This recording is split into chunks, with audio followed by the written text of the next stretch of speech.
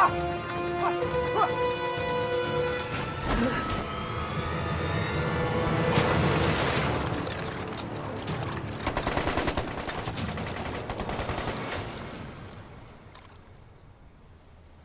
这两天，我总想起首长和牺牲的那些战士们。4渡1战，我们的牺牲真的太大了。不光是4渡，松毛岭开始就这样。你还记得你刚来独立营的时候吗？我们几百条人墙，优势多大？可现在呢？几年过去了，我们的优势越打越少。以前，用毛主席的战略战术，我们取得了一次又一次的反围剿胜利。现在呢，和国民党硬碰硬，阵地对阵地，堡垒对堡垒，连红军主力都撤了，连赣闽边境我们最后一点小小的据点都丢了。憋屈。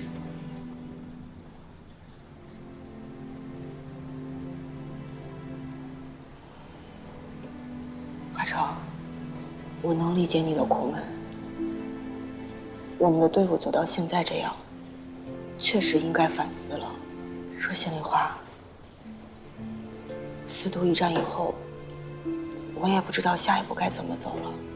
现在眼看苏区沦陷是不争的事实，等待主力又遥不可及。在如此恶劣的环境下，虽说我们要在夹缝中争取自卫求生，可我不知道我自己还能撑多久，也不知道我们这支仅剩的队伍还能打到什么时候。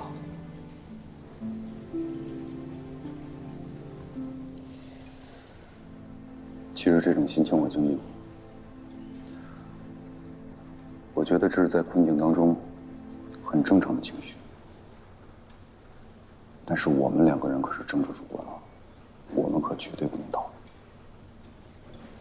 况且吕真，你想想，类似的情况，我们也不是没经历过，我们也不是没度过过，我们也不是没战胜过。当年秋收暴动、井冈山的斗争，我们都失败了。可后来呢，3克龙岩，还取得了4次反围剿的胜利。说明什么？说明正确的道路就摆在我们面前。哪条路呢？毛主席的战略战术。只要我们再把这条路捡起来，我相信，我们一定可以扭转乾坤。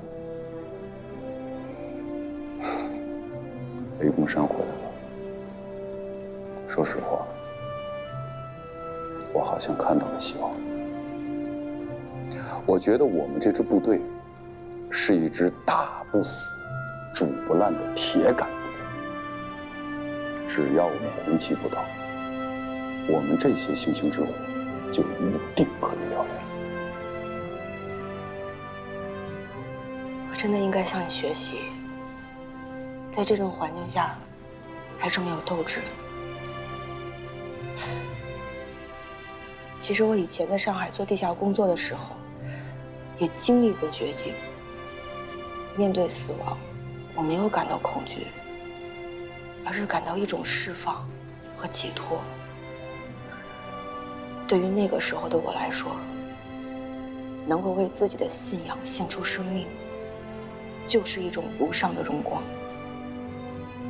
可是经历了这么长时间的浴血奋战，我才发现，原来比奉献牺牲更难能可贵的，是始终坚持自己的信仰，在最黑暗的时候，还能够选择希望，带领大家走下去。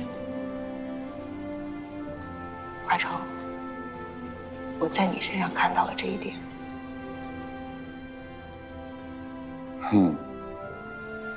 我可没你说的那么高。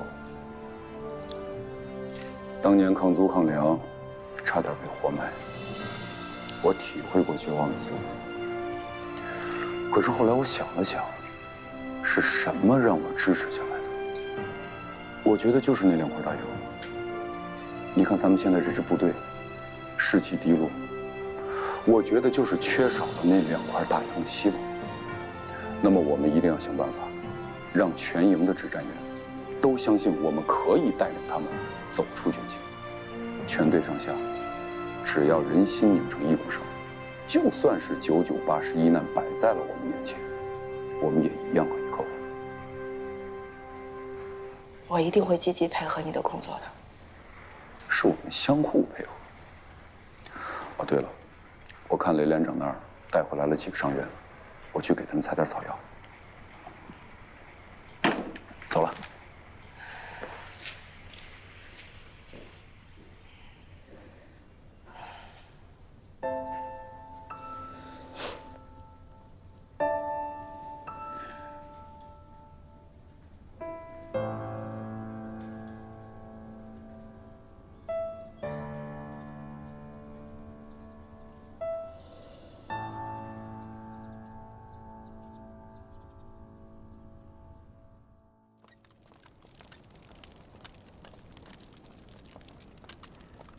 没想到啊，就这么一点破地方，你们给我守不住。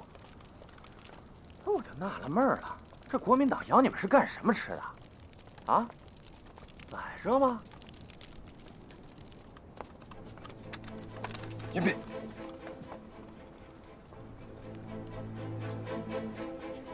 什么情况？前面有敌人，过不去了。这条路就被国民党给封了。没有路的地方，像是咱们应该走的地方。这话说的有道理啊！啊，你这圣人，走，小心点。走，注意脚下。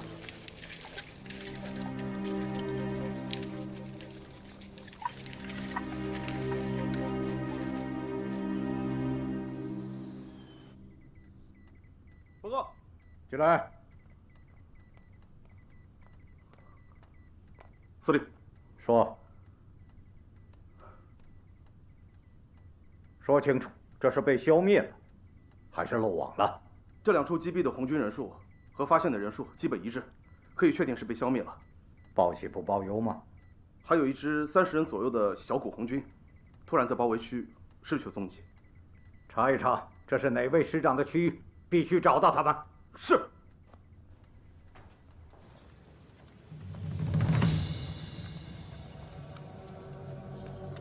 给我进行地毯式搜索。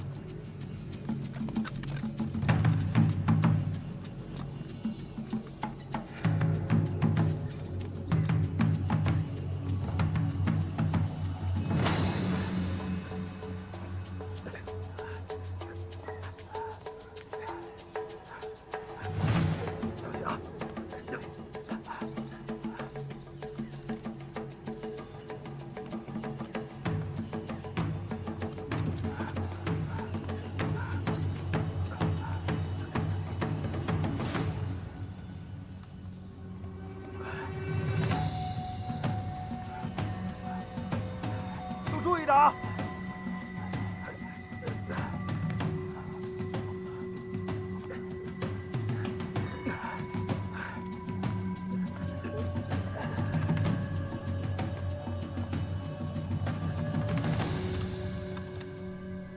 明仁兄，这好像是你的区域出现的纰漏吧？请你给我个解释。是，回司令。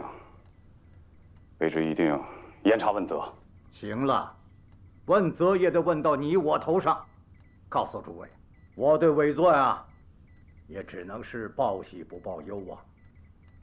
再说，要让如此多的红军残余散布在我绥靖区的消息上达天聪，哼，只怕是我们都在委员长面前没有好脸色看了。诸位。其实，诸位请看，这方圆数百里的丘陵地带，就是玉皇大帝派天兵天将把守，也保证不了一个不漏啊。司令，宋师长说得对呀，虽有漏网，不过在卫司令的指挥下，我们严密封锁山区，漏网的小股武装就是困，要把它困死在山里。这就是我今天找你们来的目的。过去的不能重来，但是可以亡羊补牢啊。我为什么对漏网的小股红军如此在意呢？这是经验所谈。如果再让这些星星之火再次燎原，就不是我们，甚至党国都不堪收拾啊！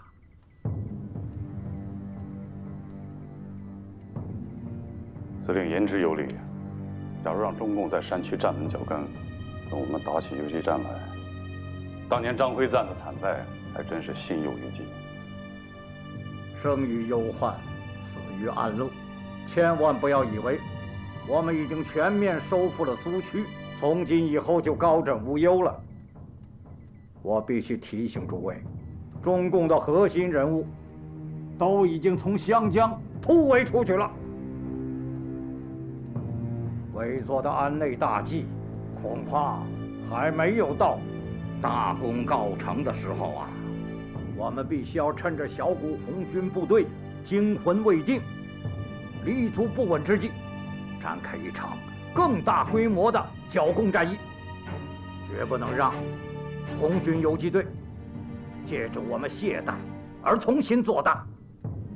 诸位，请看。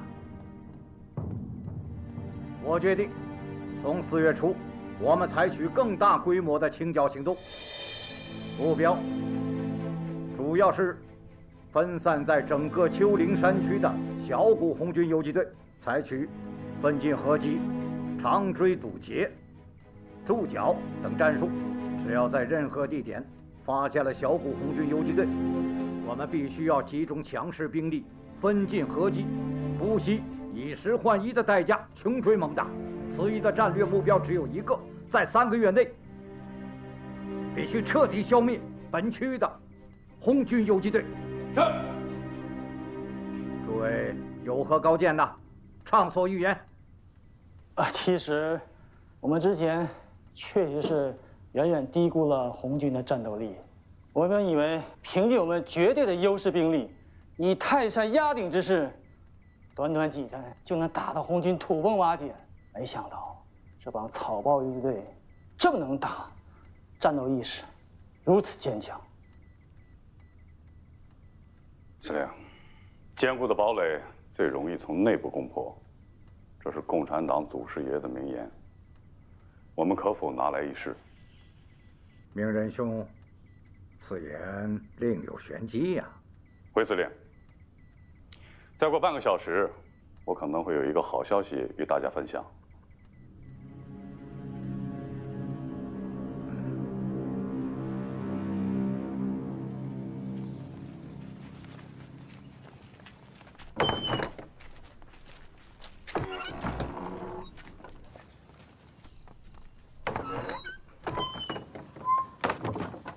这个时候召集开会太危险了。就是，可上级通知我们来，也不能不来呀。对呀。哎，参谋同志，参谋同志，久违了。坐啊，同志们坐。今天到会的有苏维埃主席，同志们好。中共县委组织部长，好，苏维埃妇女委员会主席，大家好。苏维埃政治保卫局局长，游击大队的政委，啊。中共苏区沦陷前，我们地区转入地下工作的主要领导人，能通知到的，就都到齐了。参谋同志，这个时候召集大家过来开会，那咱们这次会议的主要议题是什么？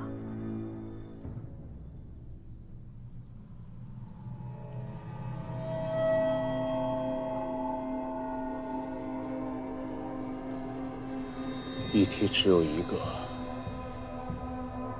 就是请你们在生与死之间做一个抉择。这话是什么抉择啊？什么抉择？什么抉择？为什么？就是为什么呀？到底是？怎么回事？什么意思啊？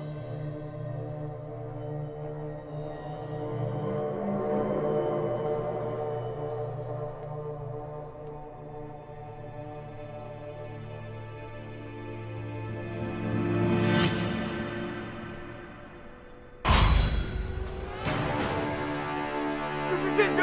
朱三木叛变了！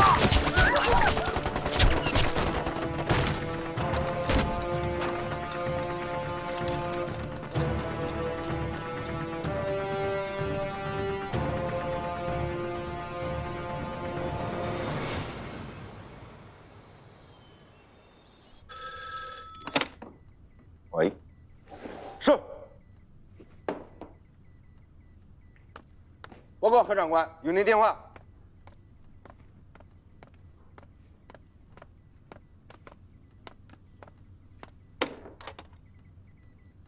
我是。好，太好了。看来这次他给我的盒子里有我真正想要的礼物。 好，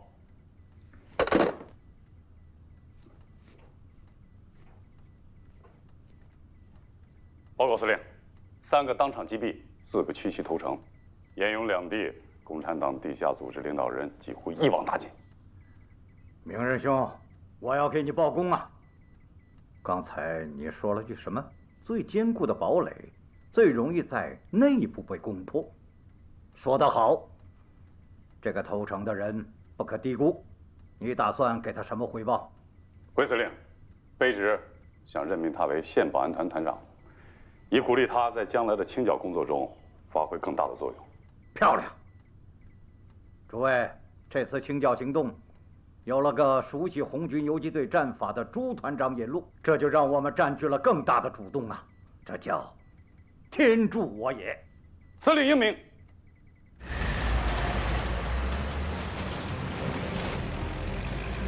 1935年4月初，国民党第2绥靖区8个正规师，加上5个县的保安团和众多的反动民团组织，共12万人马，开始了对闽西南地区的第1次清剿行动。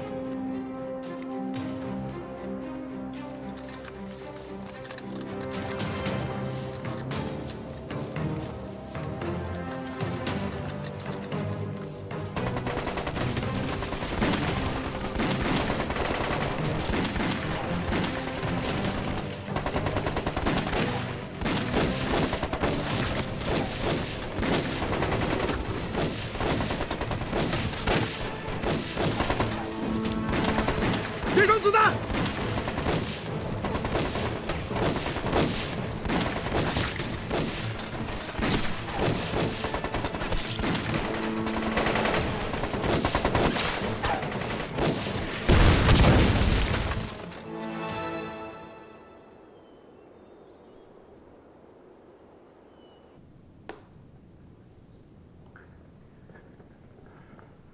报告，前线来电。 大池附近发现一股红军的踪迹，很有可能就是前几天从我们包围圈中漏网的那股共军。何长官，大池就在太拔以西，这不是向外逃的队伍，而是由外向里突击的队伍。不对呀，报告称，这股共军是向北逃窜，怎么会突然折返往东呢？难道他们不知道？ 这往东折回不就是自投罗网吗？这就是为什么国军每每在游击战中失利的原因。何长官，你应该至少派1个营去增援。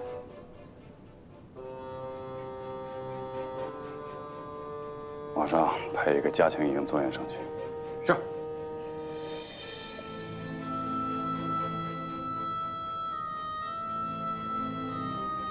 大池。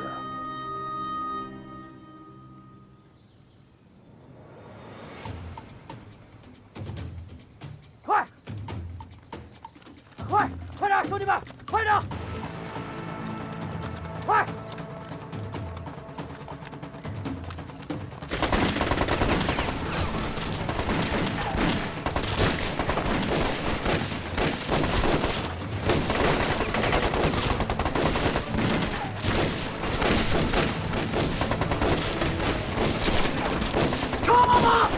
车！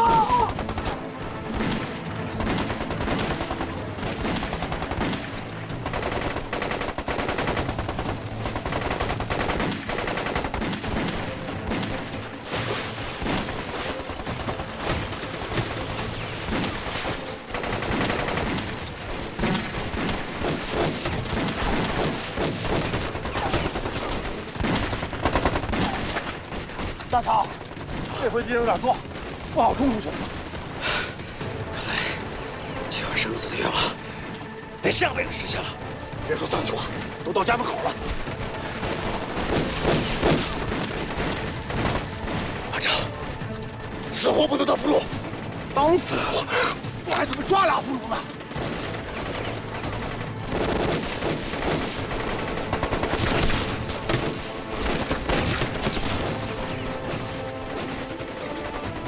怎么回事？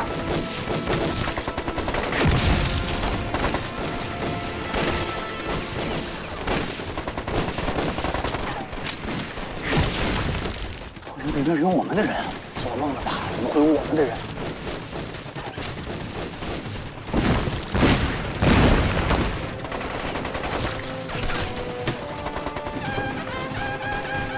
停！我们的冲锋，大家上！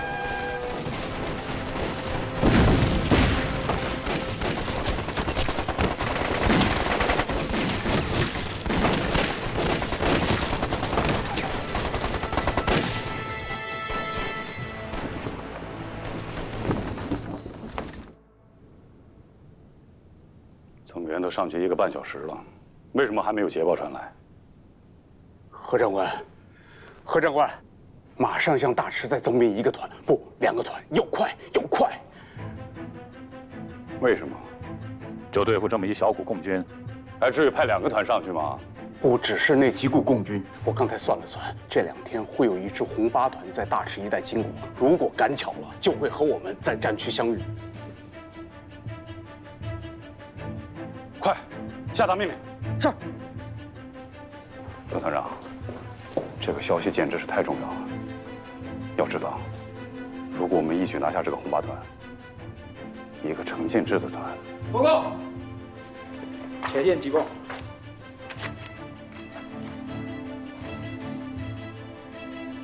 队长，你看，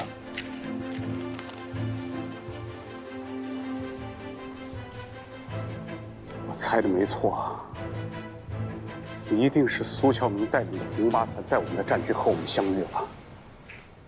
独立营1连长林木根，2连长孙大成，向首长敬礼！敬礼！在这个地方碰见你们2位，说实话，大大出乎我的预料啊！省长啊，红8团从天而降救了我们，我们跟做梦似的。哎，对了，省长啊，你们怎么知道我们被围在这儿啊？哎呀，说实话，我们也不知道，在这碰上了就做了一个顺水人情啊。哎，你们有独立营的消息吗？没有。报告！报告！大批国民党队伍进入大池下凹了。好，他们想和我们比脚板功。行啊，集合队伍，出发。是。我们俩边走边说。哎，集合队伍。哼，刚派上一个加强营，不到1个半小时，就让中共打一个身后，还损失200多个人，简直难以置信。师佐，您先别着急，命令已经下达，66团和78团已经出发，不出3个小时。3个小时，3小时，红军都能穿着草鞋在山地里边跑出60里来。现在上去的2个团，连红军的影子都看不见。刘团长，这个红8团是他们的局，这盘棋我一定要吃掉它。何长官，追着红军打，永远都追不上他们。这一带曾经是红军的根据地，他们一定会在这一块驻扎下来的。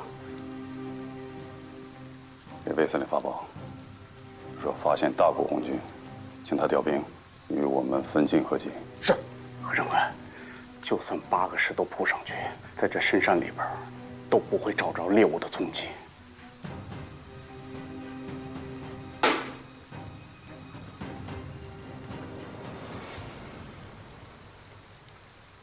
朱参谋，我让你当这个团长，并不是让你在这跟我卖关子的，你应该很清楚你在这个位置上要做什么。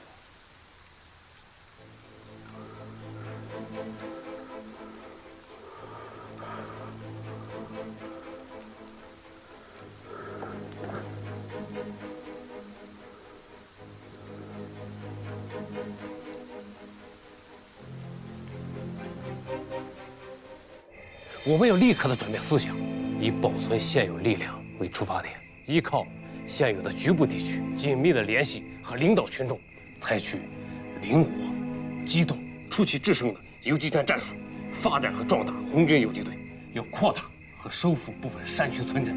我认为这样，我们才能够站得住脚跟，去开拓新的局面。群众。我们还留在苏区的所有同志要同心合力，团结群众，共同撑起南方一角天。群众釜底抽薪。何谓釜底抽薪啊？何长官，共产党为什么能够在巴闽大地迅速的做大？为什么能够在赣闽地区成立一个苏维共和国？其武装力量为什么能够在短短的几年时间里边迅速的成军？那都是因为有数以百万计活不下去的穷苦农民，为了吃饱饭，为了得到土地，为了当家做主，铁了心跟着共产党干。反过来，这些农民群众就成了共产党赖以生存的水。共产党游击队为什么能够在深山里边得以生存？那是因为他们有了群众的支持，有了群众的支持，就让他们像大江大河里边畅游的鱼，而我们只要切断了他们和群众的联系，让他们失去了群众的支持，鱼没了水，必死无疑。何长官，共产党在过去几年发展起来的基点村和红色湖，都在我的脑子里。拔掉他们，釜底抽薪。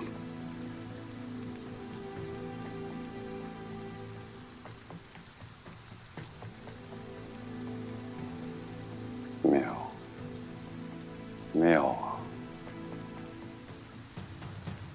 马上给我接卫司令电话。是。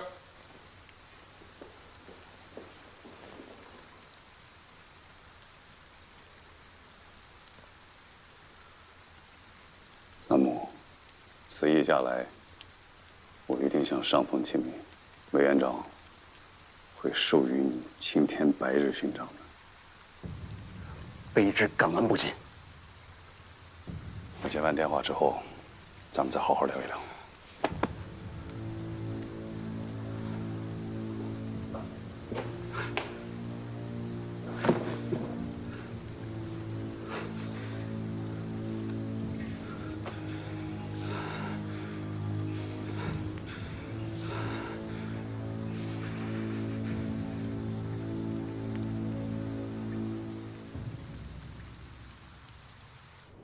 这么说，你们从四都打战以后，一直没有独立营的消息？没有，这2个来月啊，我们就跟兔子似的，在这山里钻来钻去，耳聋眼瞎，什么消息都没有，净顾着逃命了。孙大成，啊，你怎么跟首长说话呢？什么叫像逃命一样？你逃命好啊，命不逃出来，拿什么和他们继续斗争？我从四都出来的时候，和老罗同志也是狼狈不堪，捡什么吃什么。为了过敌人的关卡，把牛粪、狗屎往身上抹。但我们出来了，出来就可以继续和他们斗争。你看，我那是话糙理不糙啊，是不是首长？这里是红八团的一个营，过2天红8、红9将会在岳流会师，商讨全面开展游击战的大计方针。我看你们就留在8团吧。行啊，我们留下。不行。报告首长啊，我们都杀出了敌人包围圈，又回来了，就是为了去双髻山。去双髻山干嘛呀？独立营在双髻山啊。独立营在双髻山，为什么不早说呀？首长，首长啊，那他就是做个梦，他梦里听到我们独立营的集结号了。其实啊，我们也就是在这一带到处撞，撞上了就算，撞不上拉倒。不是。报告首长，我们在和教导员分手的时候，告诉我们到双髻山会合。我认为他们已经回去了，在等着我们。你怎么知道基地到了？肯定到了。苏二狗，我知道你咋想的，你要不然你留下我走，以后各走各的，行不行？领导，咱们俩出生入死这么长时间，你敢叫我苏二狗？你就是苏二狗，你苏二狗，你苏二狗，你留下，我走，行吧？你明明就是做个梦嘛，你做梦算数吗？行了，别吵了，别吵了。这件事情，我支持林连长。军政委员会的人也一直在寻找独立营的消息。这样，你们去把这里的情况向他们做个汇报。如果见到你们的首长，一定要转告。将来的斗争环境将会更加的严酷，要做好长期艰苦奋斗的思想准备。要紧密的联系群众，依靠群众，这样人民群众就会支持我们。是，保证把首长指示带到。郝营长，到。把你们搜缴的战利品全部送给他们。啊？这，郝营长，你可不知道，你们的郑辉团长可是他们的老上级呀。对，很熟了。这个面子不给吗？那行，领导说话，我能不答应吗？二位，你们这也就30来人吧，能带走多少带走多少，别客气。对，好。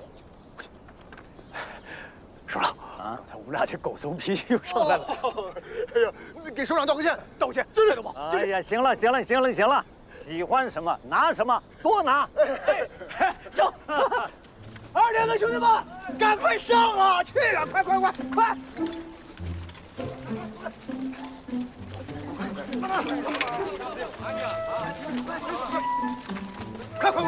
上手！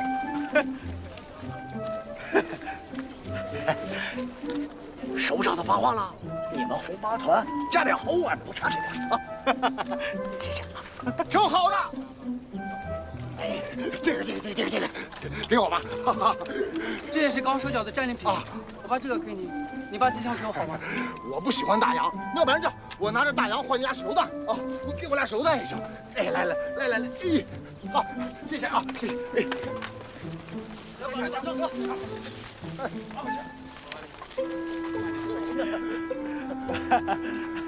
样？开心吗？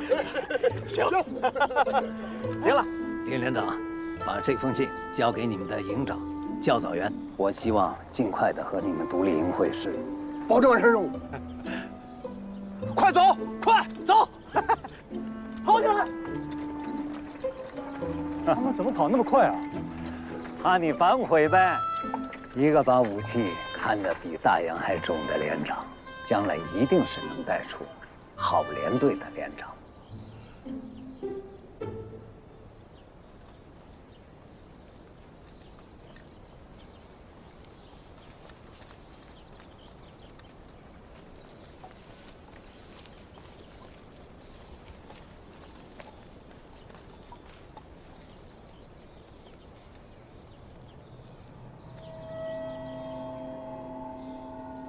这真是大海捞针呐！我团就在这里，设下封锁。公民连长，到，马上动手，在山顶最高峰给我设个瞭望台，24小时值守。这条通道严密封锁起来，要让一只野兔子也钻不过去。是，立即执行。公民连，跟我来。这红军脚踩着烽火轮呢，追着屁股还逃脱了。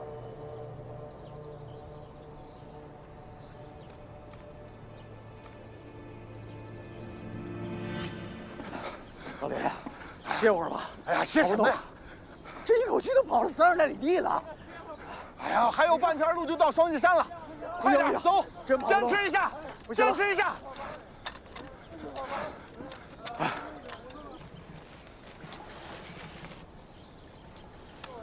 哎呀，别躺下啊！哎呀，这口气别松了，马上到家了，歇一下可以，不许躺着。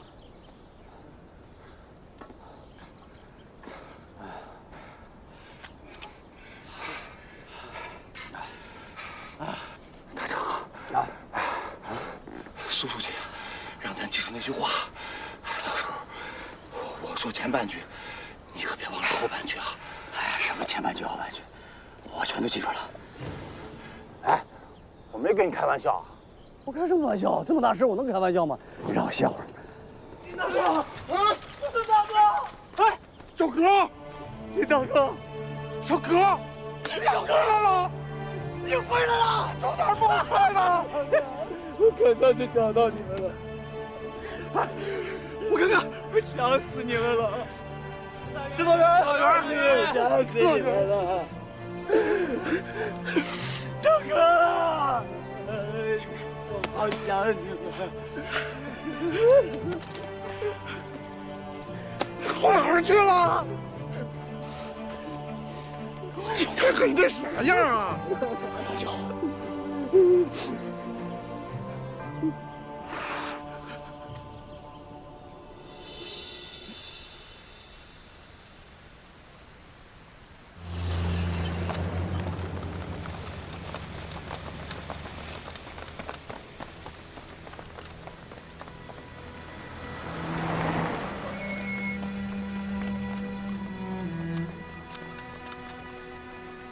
过来，出来，磨蹭着，我跟上，快点！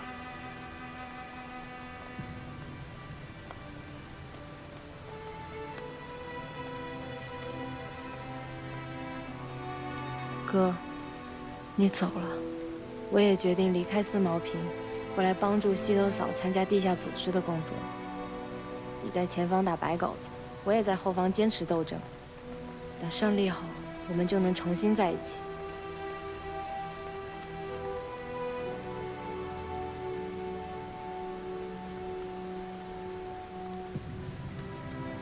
为剿清共军，上峰命令，自即日起实施移民并村政策。留下活命的，全部从山区迁移。带走。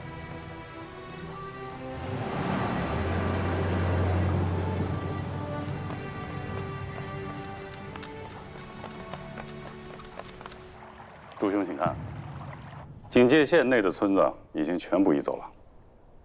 何长官，您真是雷厉风行啊！不光我的辖区，整个绥靖2区都实行了移民并村之举。剩下的就要看朱兄釜底抽薪这一步棋，到底行不行了。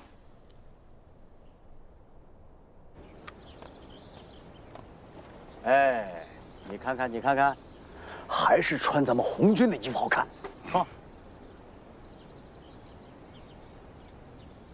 没想到，这才过去几个月时间，我们独立营居然遭受了这么大的挫折。我也没能和你们一起战斗，我真是愧对独立营了。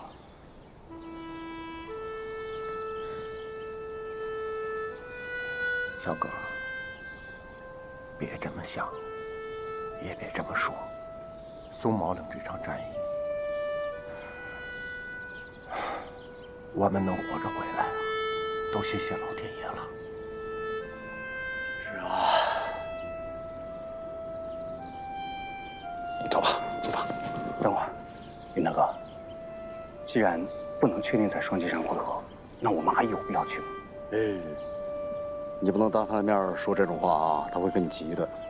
小狗，四渡分手的时候，营部把我们分成了几个小队，大家都往出突围，刚一出来就被打散了。他们一定到双旗山了，咱们要去那儿会合。哎，咱们能突围出来那儿，咱们命大。你怎么就能确定其他小组也能突围出来啊？我说他们能出来，他们就能出来。你总得见着人才能算数吧？哎，你刚没见着苏书记啊？苏书记能出来，咱们能出来，大家就都能出来。行行，我不跟你犟了。这点我支持林大哥。哎，彪哥，你可是我的指导员啊！你怎么向着他呢？那以前还是我指导员呢，现在是我的呀。以前是我的。你怎么据呢？呀，两位连长，两位大哥，我这么说是有依据的。什么依据啊？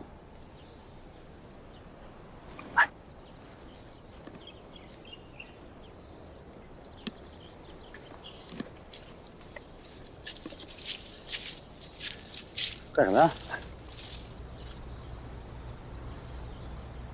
你们看，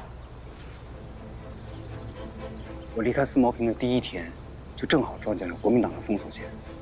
直到现在，他们还在源源不断地向山区推进，加强封锁。这说明什么？说明什么？说明在山区里一定有和我们一样在活动、在战斗的部队。有道理。到底是认识几个字儿啊？行了，老林，那这次我就相信你了啊！我本来说的就对嘛。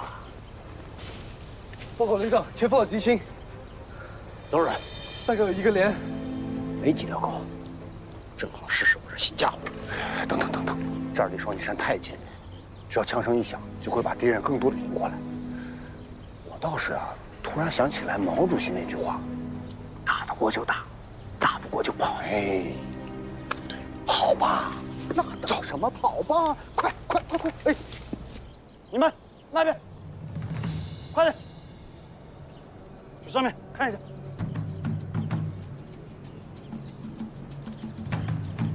连长，红军在这驻留过，你看，我都能闻到上面的汗臭。一次前后脚的功夫，肯定是在那边。追，快！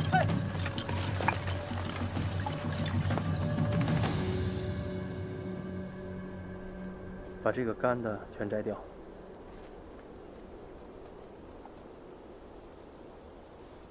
大头，过来能不能打个招呼？你吓着我了。我看你在这儿站半天了，想家了吧？我没有家，队伍就是我的家。我看你在这儿吹风，你懂什么呀？抬头看，看见那块红色的布了吗？啊！我得和他在一起。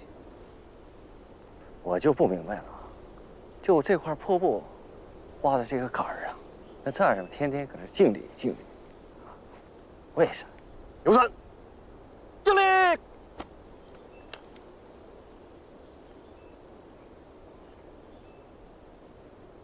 这不是耍我呢吗？我这不是在耍你，这可不是块破布。你知道这是什么吗？这是军旗，只要军旗不倒，咱们的队伍就不倒。那不成了神仙令旗了吗？神仙令旗，你也可以这么理解。教导员说了，只要那些失散的队友能够看到军旗，他们就知道归队了。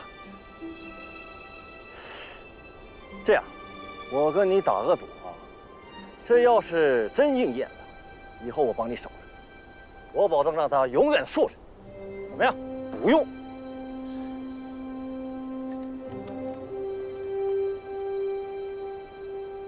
营长，唐副营长，一连长、二连长他们回来了。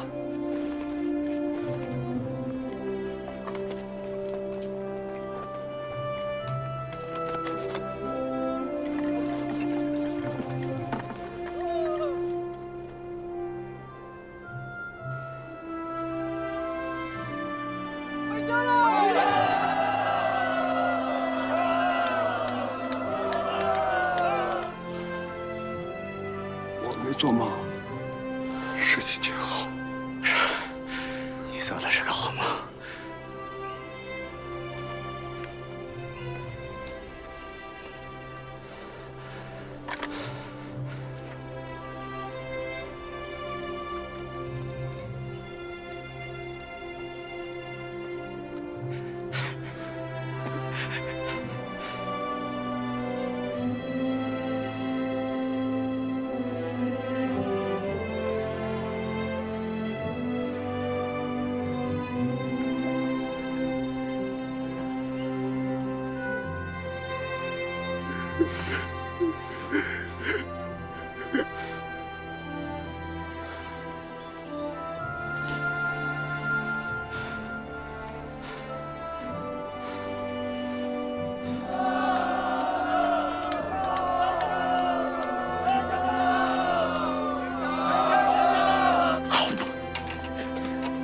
时候。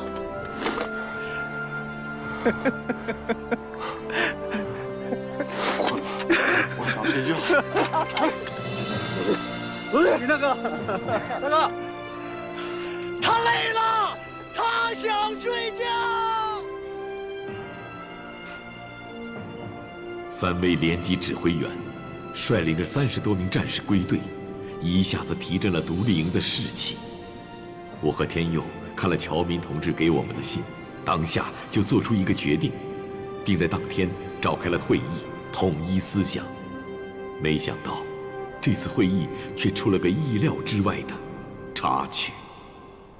国民党反动派和地方豪绅对革命人民的猖狂反扑，并不说明敌人的强大，相反，只会激起广大工农群众对反动派的仇恨。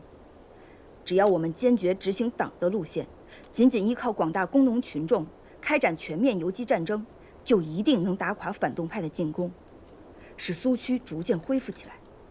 乔民同志还说道，闽西南地处闽粤赣3省边境，境内铜山峻岭，地形很好，是坚持游击战争的好环境。各红军游击队又有长期的游击战争经验，只要我们依靠群众，游击战争一定能胜利地坚持下去。以上是乔民同志的来信，独立营怎么办？放心，我们积极响应。对，营部让我们怎么打，我们就怎么打呗。啊，怎么打呀？谁打呀？唐副营长，从别人嘴里说出这种话我不奇怪，可你怎么能说出这样的话呢，唐副营长？哎，别一惊一乍的。这里边谁有我打仗打得多？我是怕死吗？我怕我们队伍番号保不住，80几个人，打什么土匪还凑合，去碰国民党正规军，找死啊！我不同意你的观点。从你来独立团就没同意过我的观点呀，习惯了。老唐，这让你发表意见，不是吵架啊。营长，我们还有人吗？我们这一路怎么死里逃生过来的？有掉悬崖的，有掉河里的。1、2、3、4、5、6、7、8，林不根、二狗，我都以为看不着你们了，小哥。9、10、11，加上那些，就80来个人。能不能别再让我们去当炮灰了？唐云龙，你说这话什么意思？什么叫炮灰？我们独立营从600多人到80多人，那500多人牺牲了，他们是炮灰吗？你这么说，你对得起他们吗？正是因为从600人到现在的80人，我们这些人要是都当了炮灰，都牺牲了，逢年过节，你去他们坟头，连个给他们上坟的都没有了，白死了！唐云龙，你的言论无异于煽动哗变，你知道吗？我这是哗变吗？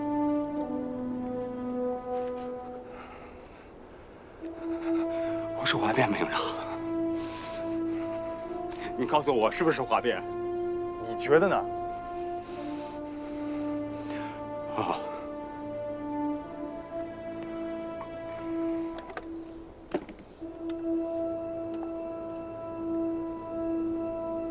请问唐云龙同志，清除队伍。唐副营长，有话好好说，你这是什么态度？你这是公然跟组织叫板！如果不认错的话，马上把你开除队伍。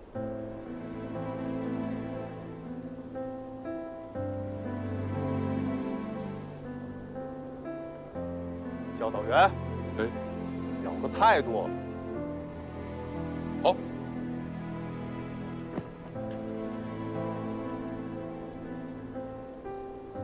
这件事儿，我坚决站在吕珍同志的立场上，对唐元龙同志提出严肃的批评。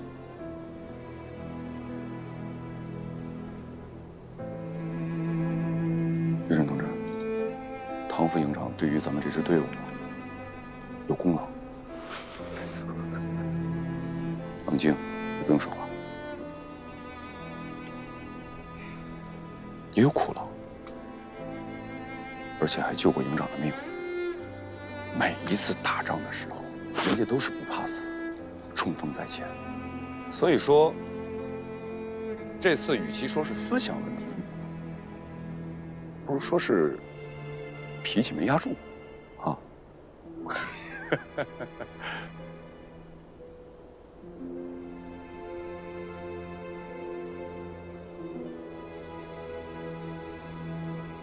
哎呀，怎么还把枪搁这儿了呢？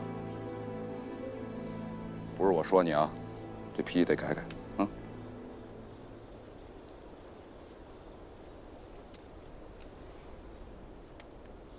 同志们，其实乔民同志的这封信啊，我和营长同志都已经看过了。看完之后，我们马上做出了一个决定，那就是坚决服从党中央的指挥。这件事没有商量，啊，所以我们就没参加讨论。但是大家放心，我们绝对不会干拿鸡蛋砸石头的蠢事儿。但是，我们也不能干收起红旗当山大王的事儿。我们怎么干啊？响应党中央的号召，听从指挥，坚决打赢这场游击战役。这是命令。没得选择，别无选了。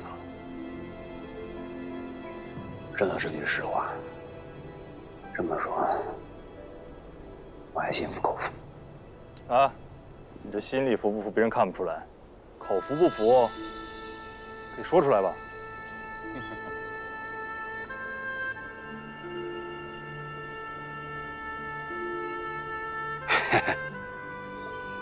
吕副教导员，我也是心疼这支队伍，方面有点着急，麻烦了对不住。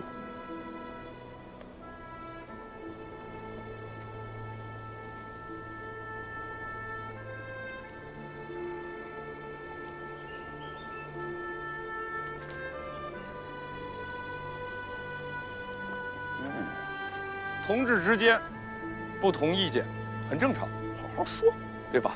不是什么多大的事儿。营长同志，进行第二项议程。第二个议程，我们现在队伍只剩下86个人了，经部研究，仍然编为3个连队。林木根、孙大成、雷公山，分别担任1、2、3连的连长，副连长由连长先提出名单。经部决定以后再做宣布。支部建在连上，是规定明确的红军制度。虽然我们现在人数不足，但各连的支部必须健全起来。所以经独立营党委决定，李小阁担任1连指导员。哎，副教导员，他是我的人呐，他怎么都到1连去了？孙大哥，都是独立营的人，还分什么你我？你还和我抢？是，过来。哎呀，别跟我抢人了，过去。王兴旺到，担任2连指导员。是。吕真暂时兼任3连指导员。宣布完毕。那马上准备誓师大会。好，同志们，咱们这支部队从28年后田暴动成立赤卫队的时候，只有20多个人起家。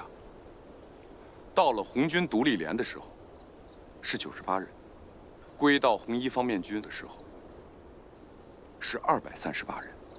第4次反围剿，我们扩充到608人。第5次反围剿，从松毛岭撤下来，改编成独立营的时候，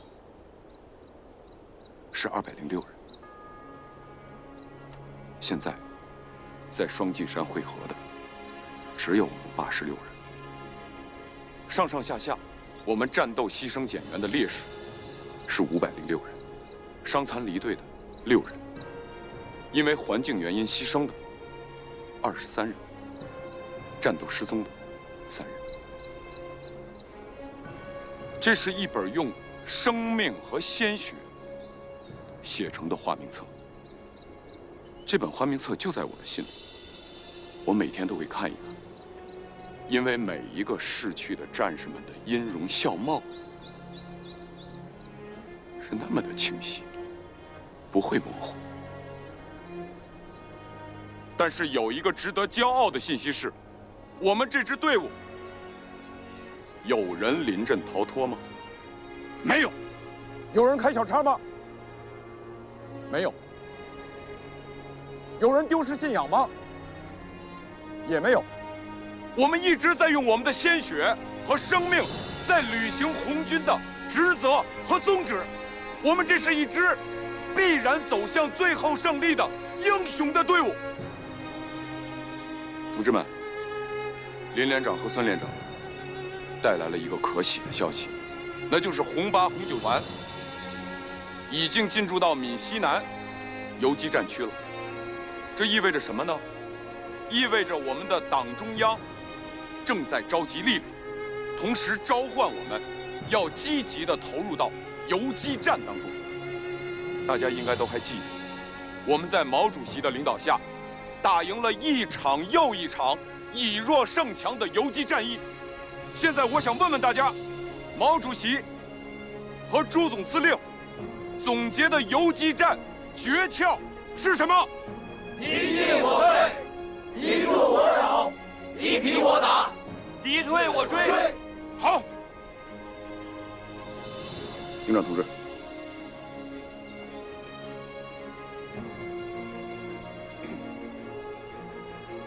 根据闽西南军政委员会的指示，独立营向袁勇地区灵活运动。第一个目的地是袁勇交界的红色基点村大洋坝。老副营长，有，整队出发。是。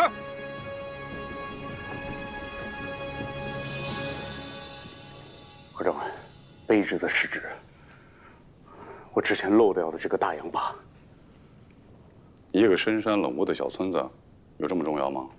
我之前在这个村子里边住过几天，这个村子有一个算一个，全是红色亲共分子。您别看这个村子虽小，却是两地的跳板，是红军打游击的基点村。离大洋坝最近的部队是哪支？我现在就去查。你说红8团已经在金峰大山里了，可我派了成千上万的部队，为什么连人影都搜不到呢？狡兔三窟。红军游击队他永远不会在一个地方驻留太长的时间，而且在方圆几里之外，他们在各个方向都会有警戒哨，稍有风吹草动就会立刻传到核心。而我们的行动过于缓慢，要在这方圆几百里的深山里边找一支几百人的队伍，就像大海里捞针。不过什么？根据军政委员会的决议，红8、红9团应该在这个地区会师啊。那为什么在我们重兵设防的地方没有红军的出现呢？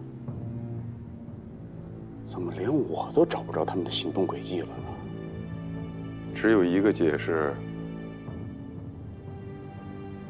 他们知道我投诚党国了。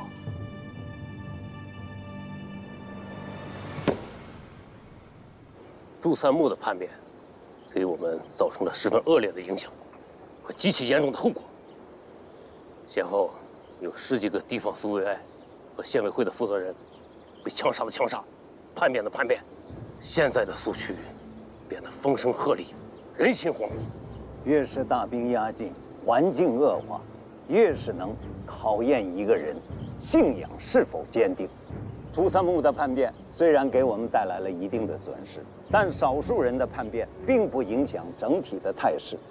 我们依然要执行既定的政策，以灵活多变的游击战术和敌人周旋，变被动为主动，才能应对眼下的时局。师座，查清楚了，离大洋坝最近的部队是我们的76团。有多远？可能需要2天。太晚了，太晚了。除了我们的部队，附近还有友军吗？有一个民团武装就在大洋坝附近，可是这个队伍啊，是个土匪队伍，直辖觉得不堪重任。不，何长官，他们才是共产党游击队的天敌，要想尽一切办法联系到他们，然后让他们立刻去拔掉共产党的这面旗子。那个村子有一个算一个，全是红色亲共分子，一个都不能留。马上落实。是。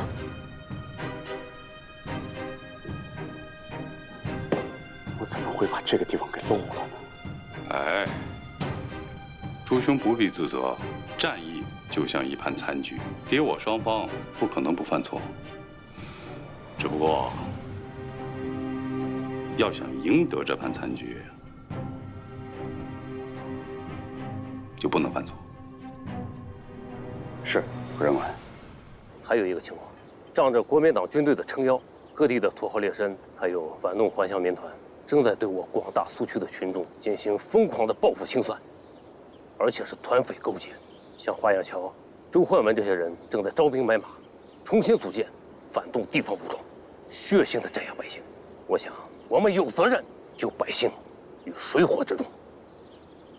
在当前的形势下，我们这一次的军事会议要形成以下的共识：在总的纲领上，无论到任何时候，我们都要明确，红军是执行革命的政治任务的武装集团，所有的部队都要听从军政委员会的统一指挥。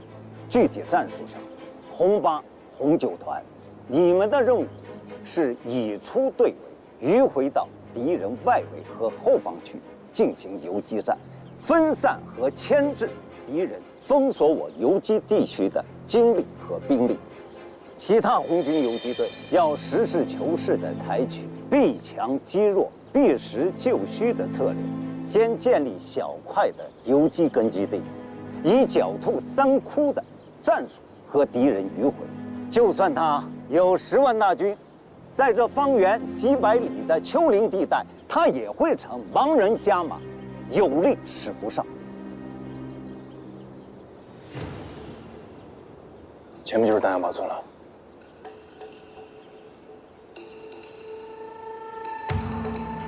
我建议先找个人摸摸情况。跟我想的一样。马九儿，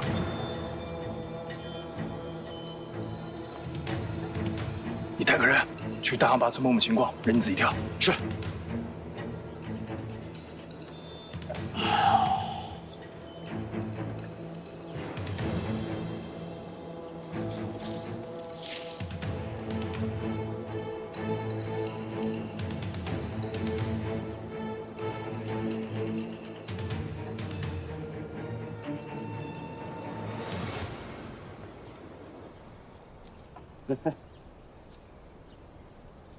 怎么着？两位连长，两位大哥，红军队伍里3大纪律8项注意明确规定了，一切手脚都得归公。我们要是这么做了，那真是违反纪律了。李小哥，你死心眼儿啊！人家教导员不提，营长不说，你非得较什么真儿你啊？哎呦，孙大哥，我没法不较真啊！我们都是党员干部，啊，真要是干了违反纪律的事儿，反正我是睡不着觉。看什么呢？你来这儿看什么，我就来这儿看什么。你怎么知道我看什么？我怎么就不能知道你看什么？咱俩一块儿从小光着屁股长大，你撅什么屁股拉什么屎，我还能不知道？跟你说，我让队伍原地休息，就是为了借这个时间解决这个问题。我昨天在大会上没说，就是想看看他们3个人的觉悟。现在好了，不用咱们当恶人了，3人正嘀咕呢。你俩别争了，我也觉得吧，咱从苏书记这儿拿来这批武器，我拿着不踏实。哎，指导员说的对，我觉得咱都交给营部吧。老连，你前面可不是这么说的，你。行，你俩决定了，那就交吧。跟那么好的武器啊，咱要上交了，你这是怎么打白狗子啊？孙大成，哎，你傻还是我傻呀？咱把这武器交给营部，营部发给谁呀？不是还得发给咱呐？那不就没事了？行啊，聪明啊！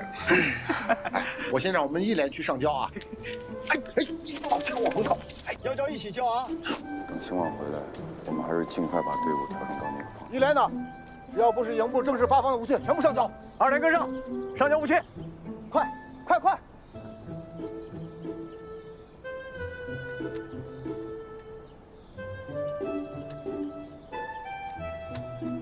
怎么回事啊？这是上次我们从苏书记那儿拿回来的。我们觉得呀，这批武器应该上交给营部，要不就违反纪律了。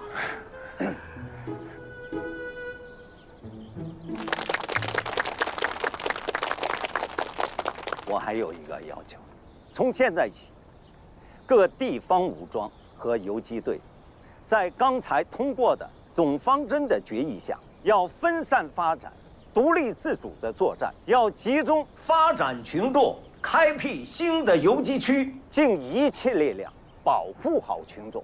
我们的队伍无论走到哪里，就要在哪里落地生根。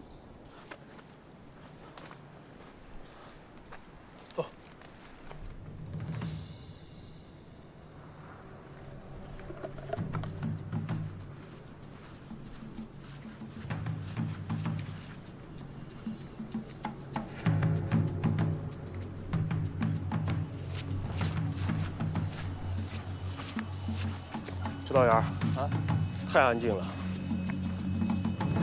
小心点。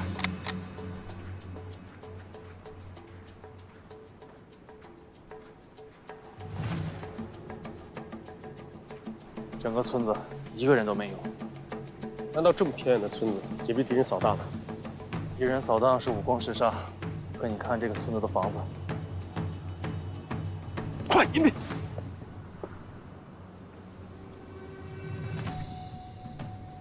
是土匪民团。加载，我留在这拖住敌人，你马上回营部报告。你小心点。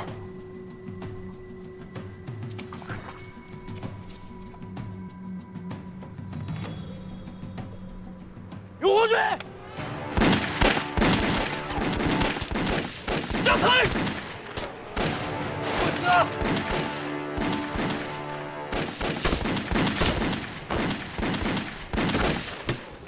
就一个红军，谁要是给我抓住活的，我上山100大洋！上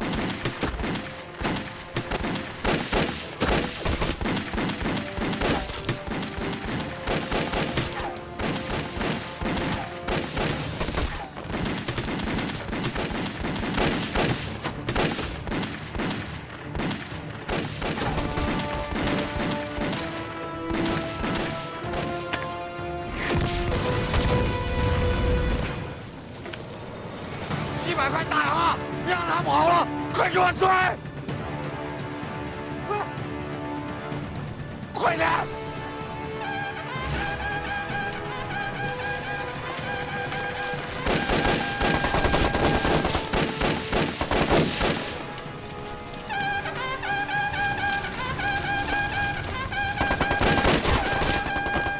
别动！别动！把枪往上下！长官别开枪！闭嘴！坐下！行行，把枪放下！放下！别开枪！一连长到，看押俘虏。是。二连长到，去把大火扑了。是。营子，徐子，跟我走。是。把枪收了。走。走。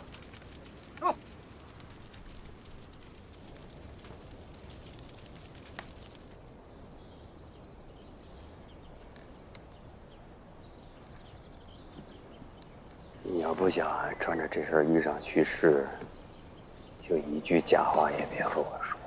不敢，长官，你问什么我就说什么，保证一个字都不假。为什么来这个偏僻的山村？不是我们要来的，是国军青椒指挥部让我们来的。来干什么？说是这个村儿全是轻工分子，轻工分子，国军离得远，要2天以后才能到。先让我们来清理一下。清理是什么意思？上面交代说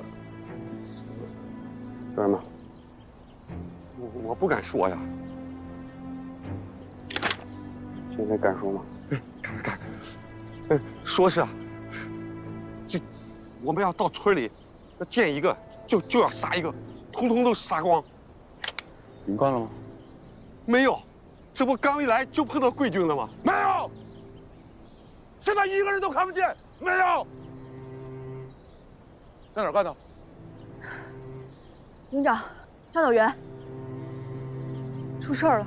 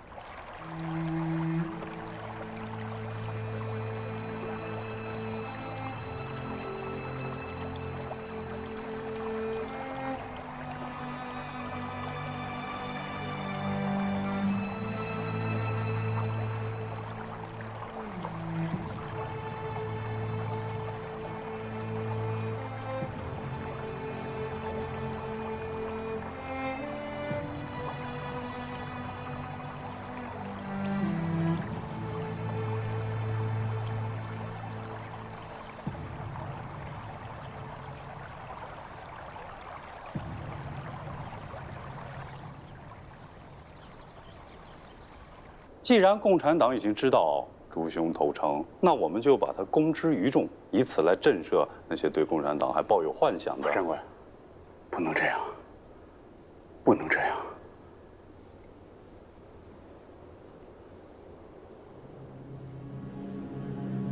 这是党国的政治需要。